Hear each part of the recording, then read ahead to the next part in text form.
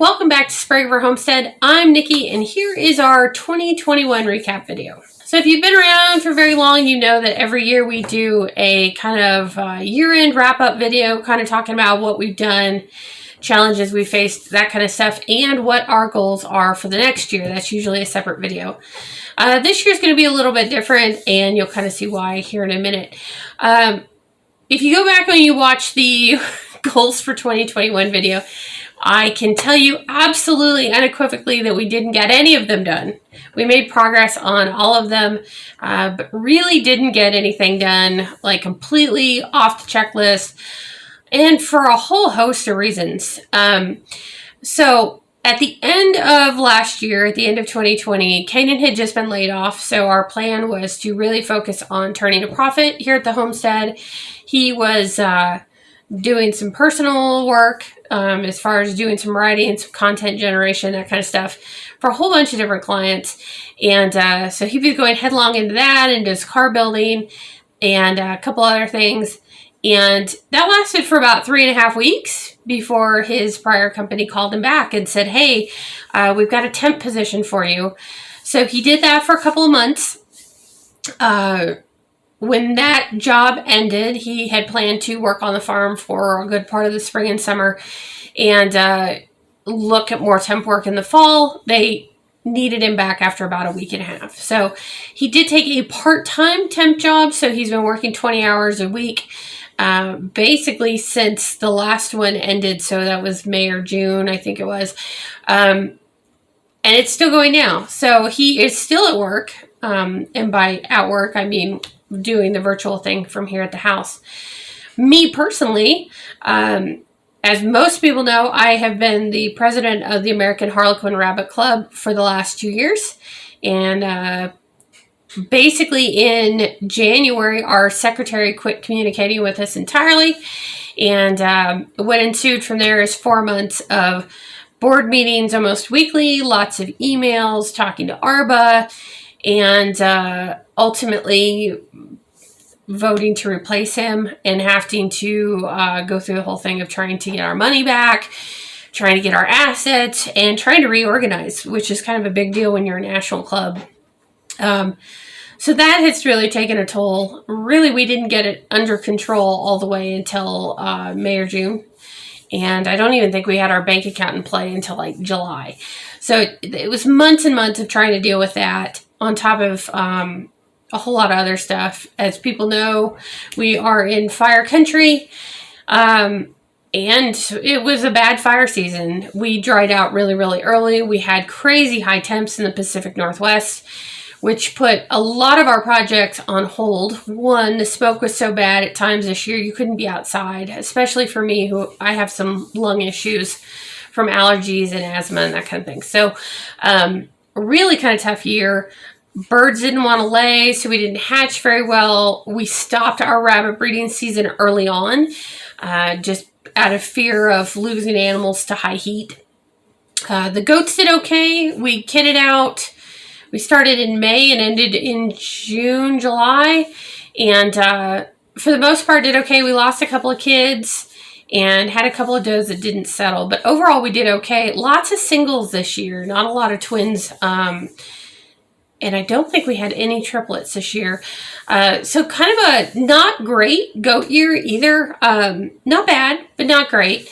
We did get the garden all kind of in and going, but the smoke and the high heat and just the extremely dry air really took a toll on it. Even with mulching and whatnot, we really couldn't keep it moist enough to really get much. So kind of a rough year all the way around. We did do some stuff, like we got a killer sale on some fencing, so we bought all the fencing that we need for pretty much everything except for the barbed wire that we need for the back 40 acres. So that got done. The storage shed did get all of its doors on, so that's all nice and secure, and I built a nice deck in there. So Kanan's been using that for all of his car projects. He did sell his Porsches, and he sold his Mustang. I sent it off to Oklahoma, of all places, and bought himself a new Corvette. And by new, I mean new to us. It's still an older Corvette. So he has his hobby car. This fall, rabbit shows opened back up, and I was a little nervous because we went to California State Convention in March and brought home Bordetella. So that was another big deal in the rabbit barn. We lost a few does, we lost a few kits.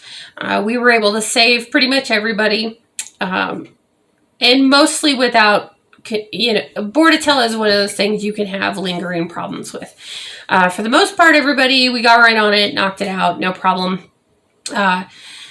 We also in the spring had brought in some new American stock. That has been a disaster. For the love of God, if you're going to breed Americans, please don't breed New Zealand's into them. Just don't. The new stock that I brought in obviously is heavy New Zealand influence. They're horrible mothers. The one buck in particular is a nasty little piece of equipment who is probably going to freezer camp this year, even though I paid a pretty penny for him. I got weird colors, which I've never gotten out of my Americans before. And just not seeing features, attitudes, or anything that tells me that these are Americans, other than they have long shoulders. So it's been a pretty frustrating deal. We also brought in another rare breed this fall. We brought in Silver Martins, which I like a lot. Can't find a buck for them. I got 2 does. The breeder was nice enough to breed them. One didn't take. The other one was a first-timer and threw babies on the wire. So it's been kind of a frustrating deal. We weren't able to go to convention in the fall like we had planned. Just a lot of stuff all the way around. Part of that was in the fall, and this is kind of going to explain a little bit on why I have been missing from a lot of videos and we haven't done a whole lot.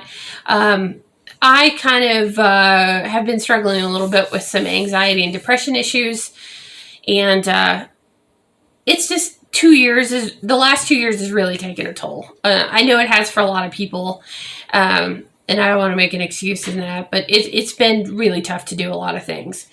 We have stayed going, but it's more a daily slog of put one foot in front of the other, and long-term plans just weren't working very well for me.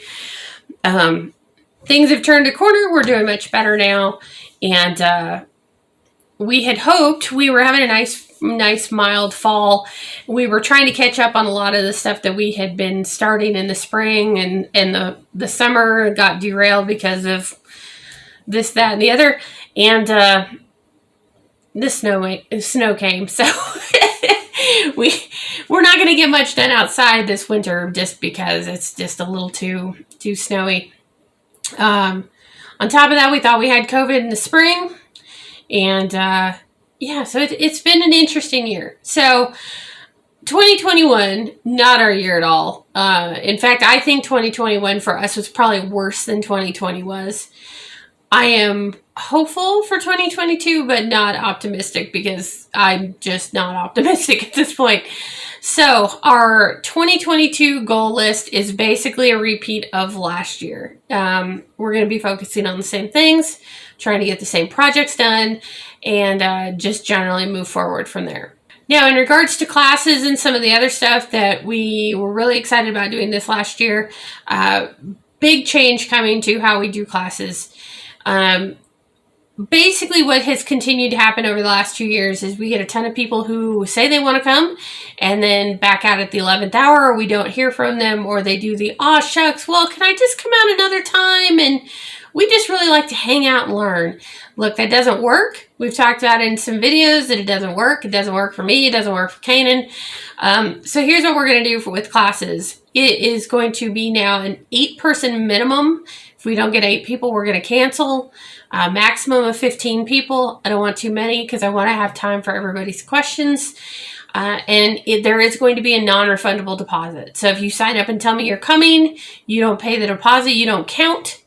And if you do pay the deposit and in the 11th hour tell me, "Oh, well, so-and-so, I've got friends coming from out of town," it's non-refundable. So we'll see if we have any classes this year. There's just a lot of time and planning and expenses that go into it that I cannot continue to keep doing for people who don't show up. And so it's just kind of going to be the way things work. The cookbook is going to print like soon. Supposedly going to ship around the first week of January. So more on that hopefully very soon. Thank you for everybody who's been super patient about that. And I'll say, like, probably the last thing I'll finish up with is we did our Christmas card recipe exchange here at the end of the year for Christmas. And we had a good half dozen or so people that participated.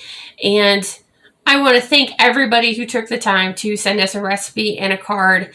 Y'all, it meant so much on a really, really tough year to have that participation and just have our subscribers reach out and share such a fun thing. So thank you to those who participated, and those who didn't, well, we missed you. So maybe next year. All right, so that's kind of it. That's 2021 was a bummer all the way around. We had a lot of issues. 2022 is going to be better through sheer force of will, probably. But that's kind of it for this video from Sprague Homestead. We will see you next year.